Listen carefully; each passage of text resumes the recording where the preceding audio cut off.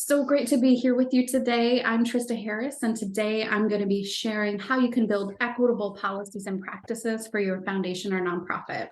We are using a 4 roles framework that was developed by Ron McKinley to help guide what these roles are and how you build an equity frame onto them. So the first role for foundations is as a funder.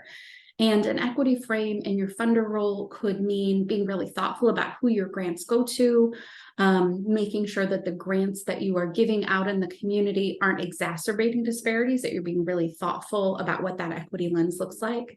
Your role as a community citizen is about your voice and platform that you have as an organization and making sure that you are lifting up marginalized voices within that process, and that you're making sure that community members that are closer to the problems that you are focused on are actually being lifted up as voices as a part of that solution.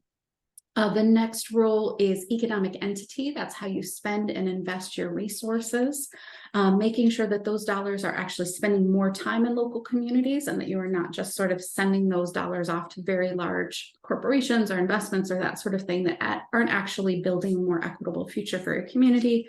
And then the last role is your role as an employer. This is both hiring and retaining staff. It also has to do with the policies and practices that you use when you are using for your staff. And so today we're really going to dig into the policy piece of the work. So just a couple of tips for how you can make sure that your policies and practices are more equitable. One, make sure that you have clear and measurable goals. So organizationally, really dig into what are the things that we're measuring. Is it about percentage of diverse staff? What does diverse mean?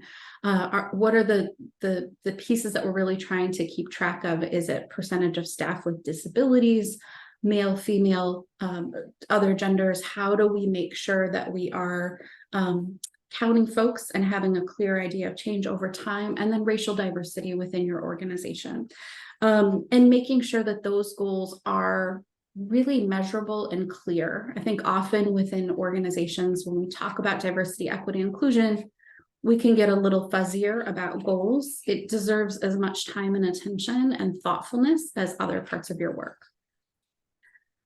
Next, for your policies and practices, inclusive language and communications. So reviewing your policies and making sure that they use inclusive language, that you're avoiding stereotypes or biased assumptions. This could include job descriptions, hiring materials, performance evaluations, all other sort of internal and external policies.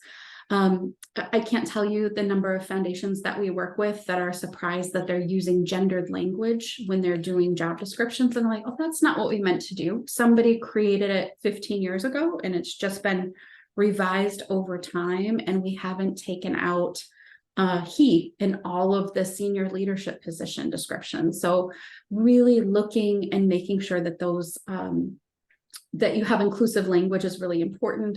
A lot of the foundations have been being a lot more thoughtful about the disability community and looking at job descriptions and saying, why is it for a data management position that we say you have to be able to lift 50 pounds? Is that really a thing that we're asking people to do? And so let's make sure in our policies and procedures that we're thoughtfully looking for that language.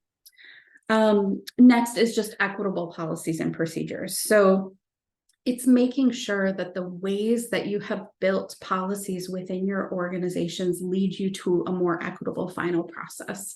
There was a nonprofit organization that I was helping revise their policies. And as we looked at their reimbursement policy for staff members, we realized that we were putting really an undue harm on hourly waged employees and employees that were not making as much money in their roles, where there was this month-and-a-half time period between you need to buy your own supplies or your plane ticket to the conference or that sort of thing. And employees could be waiting, 2 months for that check to come. That may be very easy for a senior executive to be able to take that on. And they're very excited that they can get their credit card points or their airline miles or whatever they're getting out of that process. But for some of your employees, this is really a hardship. And it might mean that somebody says, actually, no, I can't go to that conference. I can't make it work, because you have a policy in place that's actually creating an unequal response. And so making sure that as we're looking through policies, look with the lens of who is your staff member that's the most likely to be negatively impacted by this policy, and how would it impact them. Next is diversity training and education. And so in your organizational policies, when you talk about what training looks like, are you including diversity, equity, and inclusion training and education? Are you being thoughtful about the learning journey that new staff members are on and long-term staff members, and really bake it into the process? All of this is about your policies and practices are what create your organizational outcomes. And there's some research that they're doing at Yale that racism can live within institutions outside of the people. And so you can create these policies and practices that are having negative impacts that are impacting both your employees and the communities that you care about. And so being really thoughtful about what that looks like. So homework, what's the first step that you can take to make your policies more equitable? Is it doing a read through? Is it having a conversation and figuring out who in the organization is actually responsible for all of your employee policies, or is there different people that are responsible for different pieces of it? Starting to untangle that means it's more likely that you'll be able to get an equitable result. So what I'll leave you with today is that the future doesn't just happen to you. You create it with the decisions that you make today.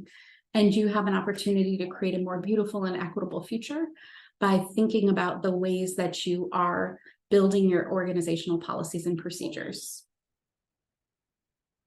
Right, we are going to stop recording.